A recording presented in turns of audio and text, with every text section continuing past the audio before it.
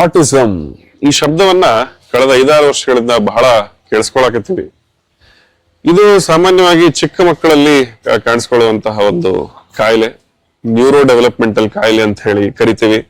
ಇದರಲ್ಲಿ ಮಕ್ಕಳು ತಮ್ಮ ಲೋಕದಲ್ಲೇ ಸ್ವಲೀನರಾಗಿರ್ತಾರೆ. ಹೀಗಾಗಿ ಕನ್ನಡದಲ್ಲಿ ಸ್ವಲೀನತೆ ಅಂತಾನೂ ನಾವು ಕರಿತೀವಿ. ಬಹಳಷ್ಟು ಜನರಿಗೆ ಇತ್ತೀಚೆಗೆ ಇದ್ರ ಬಗ್ಗೆ ಅರಿವು ಹೆಚ್ಚಿಗೆ ಆಗ್ತಾ ಇದೆ.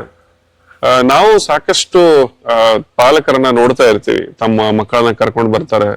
ಸರ್, ಸ್ವಲೀನತೆಗೆ ಏನಾದ್ರು ಒಂದು ಮದ್ದು ಇದ್ರೆ, ಏನಾದ್ರು ಔಷಧಿ ಇದ್ರೆ ದಯವಿಟ್ಟು ಕೊಟ್ಟು ನಮಗೆ ಕ್ಯೂರ್ ಮಾಡ್ರಿ ಅಂತ ಹೇಳಿ ಬಹಳಷ್ಟು ಅಡ್ವರ್ಟೈಸ್ಮೆಂಟ್ಸ್ ನೋಡ್ತಾ ಇರ್ತೀವಿ. ಬಹಳಷ್ಟು ಸುದ್ದಿಗಳನ್ನ ಸಹ ಕೇಳ್ತಾ ಇರ್ತೀವಿ. ಎಲ್ಲೋ ಒಂದು ಔಷಧಿ ಇದೆ, ಒಂದು ಮದ್ದಿದೆ, ಅದರಿಂದ ಸ್ವಲೀನತೆ ಸಂಪೂರ್ಣವಾಗಿ ಕ್ಯೂರ್ ಆಗುತ್ತೆ ಅಂತ ಹೇಳಿ.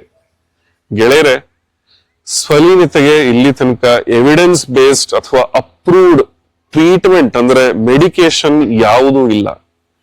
ಅದಕ್ಕೆ ಟ್ರೀಟ್ಮೆಂಟ್ ಅಂತಂದ್ರೆ ಥೆರಪಿ, ಅದು ಆಕ್ಯುಪೇಷನಲ್ ಥೆರಪಿ ಇರಬಹುದು, ಸ್ಪೀಚ್ ಥೆರಪಿ ಇರಬಹುದು, ಬೇರೆ ಬೇರೆ ತರ ಅಪ್ರೂವ್ಡ್ ಥೆರಪಿಗಳಿದಾವೆ ಆಟಿಸಮ್ಗೆ.